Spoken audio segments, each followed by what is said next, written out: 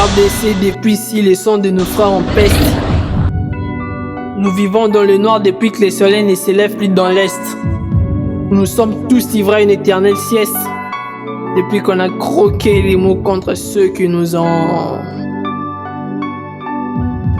Nous vivons tellement de crimes et de viols que petit à petit... Bonjour, très estimés camarades, membres du MLCD. Bonjour, chers Congolais et surtout des nationalistes et patriotes. L'histoire de notre pays est jalonnée de beaucoup d'événements, tant bien heureux, mais plus malheureux. Nous avons trahi notre propre souveraineté. Nous avons vendu notre pays aux enchères en comptant sur la communauté internationale. Alors que les multinationales sont pour nous, nous considèrent comme des vaches laitières. Elles viennent pour exploiter nos minéraux, elles viennent exploiter notre forêt. À la fin de compte, le peuple est paupérisé.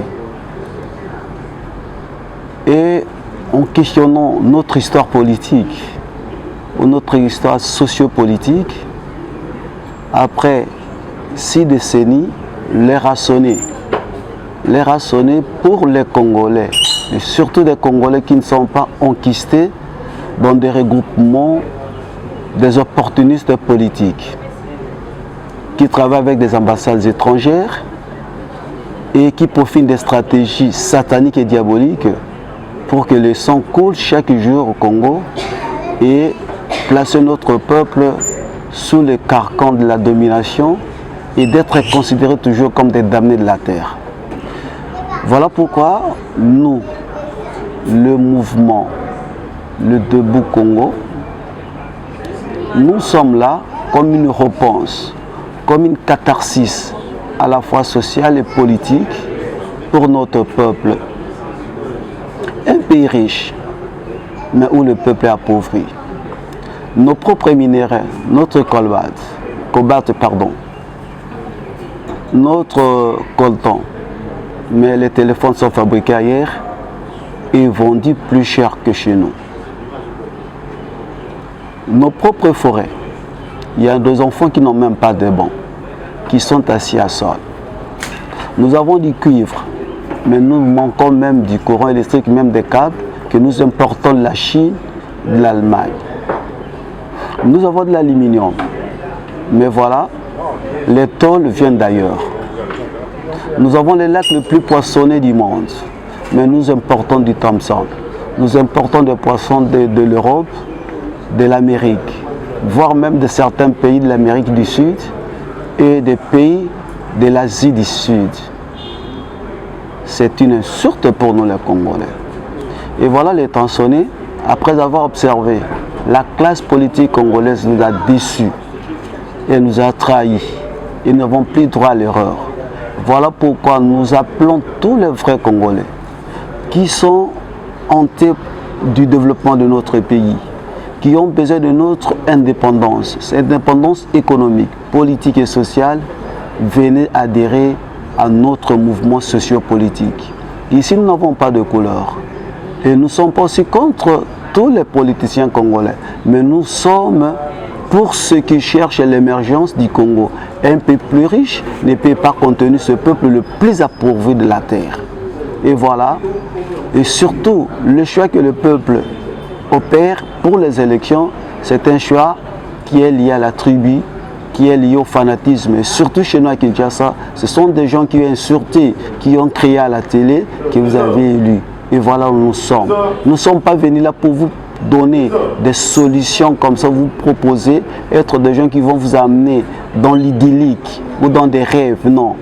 Nous sommes des gens, nous sommes un mouvement qui va penser le Congo, un mouvement pour les Congolais, au nom des Congolais, pour que ce pays qui est plus riche, que les gens qui y habitent bénéficient de ce que nos ancêtres nous ont légué, de ce que Dieu nous a donné comme terre. Voilà notre message à tout un chacun de nous. Merci de la question que vous venez de poser. En tant que secrétaire exécutif national du mouvement Les Congo Debout, je voudrais faire une analyse sur la coalition FCC Cash. Aujourd'hui, le Congo est dirigé sur base, non pas de la loi fondamentale qui régit toutes les institutions de la République démocratique du Congo, mais apparemment, le Congo est dirigé sur base d'un accord que d'aucuns parmi les communs des mortels ne peut connaître.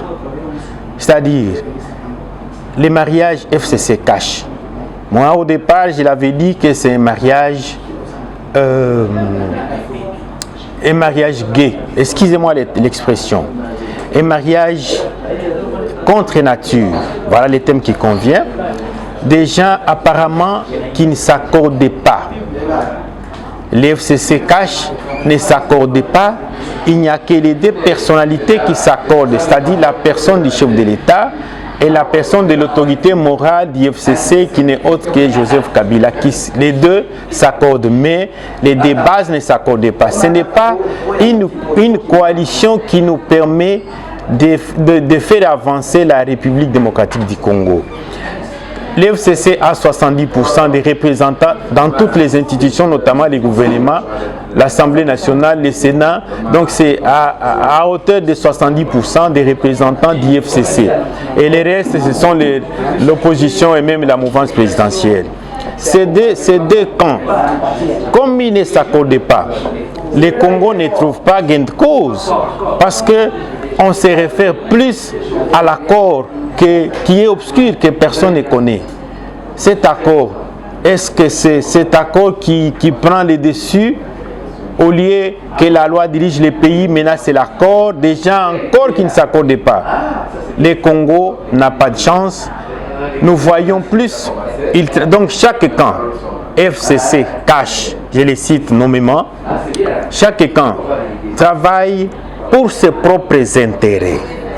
Et cette mandature de 2019-2023 est considérée comme une transition où rien ne se fait d'extraordinaire. Les institutions sont là, installées pour travailler afin que le Congo puisse décoller. Mais les gens qui travaillent pour le Congo, c'est une composition de deux tendances, de deux camps qui travaillent en coalition. Ils ne travaillent pas pour le bien du Congo. Chacun travaille pour ses propres intérêts. Alors, nous, en tant que mouvement Les Congo Debout, nous nous insurgeons contre cette réalité-là. Nous voulons appeler à toutes ces autorités de deux camps, FCC et Cash, de pouvoir travailler non pas pour les propres intérêts, parce que nous voyons chacun tire les ficelles de son côté. Et les projets qu'ils ont, c'est quel projet? C'est-à-dire récupérer les pouvoirs. C'est ce que nous sommes en train de voir. Les conserver le plus longtemps possible, dans la théorie, même dans la pratique. Alors, qu'il n'y a pas de pose de première pierre, de construction chez moi, d'un port, d'un aéroport, la construction d'un chemin de fer, ce gouvernement ne fait pas ça. Les projets, c'est prendre les pouvoirs, les conserver le plus longtemps possible. Et le peuple ne se retrouve pas. L'IDPS a dit, peuple d'abord. On ne voit pas ce que le peuple d'abord doit se retrouver. Alors, nous appelons aux uns et aux autres de faire marche arrière. Que chacun mette de l'eau dans son vin, que chaque camp mette de l'eau dans son vin, de sorte qu'il puisse travailler non pas pour les camps respectifs, mais qu'il travaille pour le peuple congolais, pour le bien du Congo. Au lieu de déterminer les problèmes qui gangrènent l'économie du Congo, c'est la guerre à l'Est. C'est comme qui dirait la guerre n'existait pas au Congo. On est en train de tuer les citoyens congolais à l'est du pays. Qui ne connaît pas cette histoire parmi les autorités qui dirigent ce pays? Tout le monde le sait, mais on ne se réunit pas, on ne se regroupe pas pour pouvoir combattre l'ennemi commun du Congo. Mais par contre, ils s'affaiblissent en se tiraillant les uns contre les autres.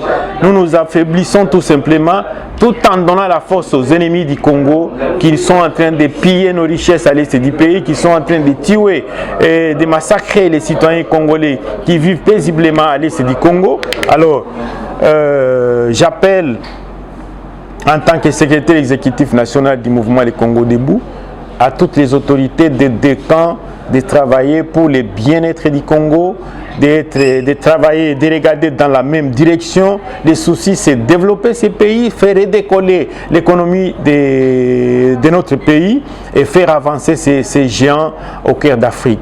Voilà tout ce qui est important. Soyons ensemble et travaillons pour le bien.